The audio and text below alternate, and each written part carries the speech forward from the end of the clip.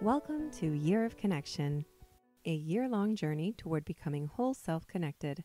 I'm your host, Pauline Shu. Sharing an emotionally provoking experience with strangers can sometimes connect people without them even interacting directly with one another.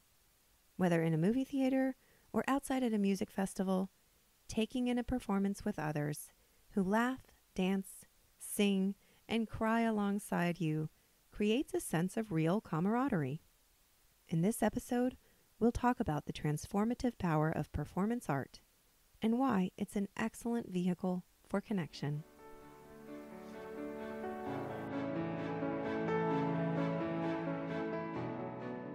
I touched on this in the last episode when I was explaining why that one was being released so late.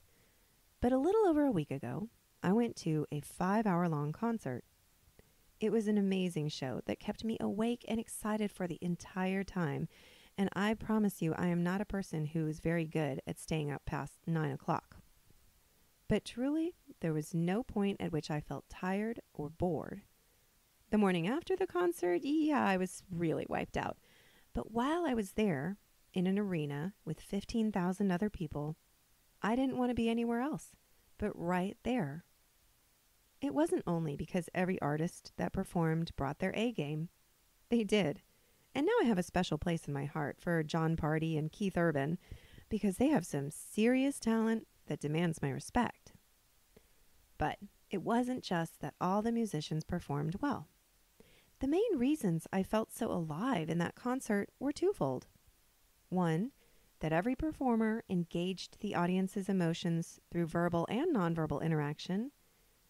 And two, that the audience was holding up their end of the exchange by applauding, laughing, cheering, crying, generally supporting a spirit of happiness and harmony. It was a great time. People came from all over to see this concert, and simply in our surrounding rows and seat neighbors, we did talk to folks. We found out they were from many different states, there was a wide range of ages, and there were some very distinct personalities. And yet it worked. For 5 hours, we were connected. Now, there were thousands of people there, so if one or two might not have been having as good of a time, they got lost in the crowd. But the point is that in a venue where those thousands of people were working toward the same emotional goal, the sense of connectedness shouldn't be dismissed as just getting carried away in the moment or losing perspective. That sense of connectedness is connection, however short-lived.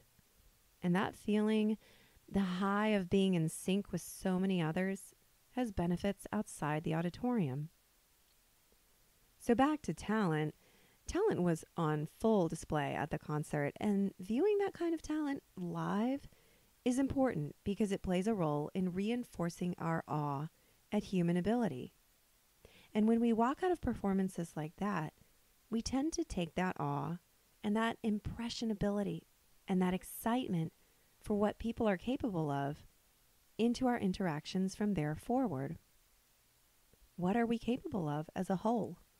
Whether a soprano hitting crystalline high notes in an opera or an orator delivering a moving speech from memory, seeing talent firsthand builds up our collective pride.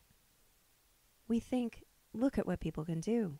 Look at what's possible for me to do, for you, for my friends, for that man over there I don't even know. Look at that. I should say there's a difference between idolizing celebrities and appreciating talent. It's important to make the distinction because some of the performers might not have been good people. I don't know any of them personally, to be honest. But that's why, based solely on their performance at this concert, I don't look up to them as role models for anything other than their raw artistic talent. The showcase of talent is something that I really love about live performances in particular. Movies can approximate a lot of those emotional feelings too, but going to a live show is even better in my mind. You can turn to your neighbor and share a smile, pass tissues in sad moments, and most importantly, you can clap, you can make noise to reinforce what you and your fellow audience members are feeling. One of the greatest benefits of feeling this sense of connection, even if it's for a short time, is something I touched on just a minute ago. It's being able to carry that sense of belonging, that sense of wonder, and that sense of human appreciation forward into your everyday life after the concert, after the movie, after the show has ended. You might have heard some people refer to experiences like that as transformative, and there's a reason for that. It causes us, in many ways, to think differently, to talk differently, to stop and realize that these are real people who've done something great, that we're all capable of it too, and that we're all capable of enjoying the same thing even if we might not have anything else in common. So, how do you find live performances? Well, it depends on your community, but often you can find free or inexpensive ones in conjunction with holiday celebrations. 4th of July in many areas might feature local bands, for example. Check out your local high school drama club for plays or musicals. If you don't mind spending some money, I personally enjoy going to concerts, but many cities will also have operas, musicals, and dance performances.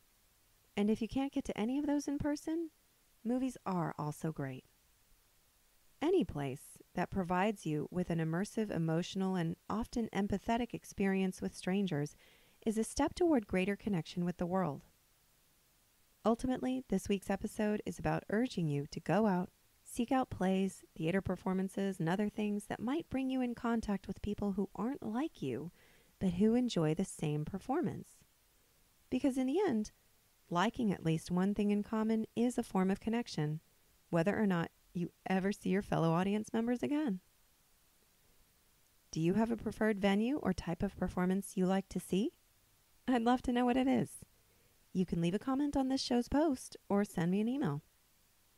Thank you so much for listening to this episode. And if you have a moment, please consider leaving a rating or review on iTunes or other app you're listening on. I'd very much appreciate it. I'll see you next week. In the meantime, I wish you safe travels.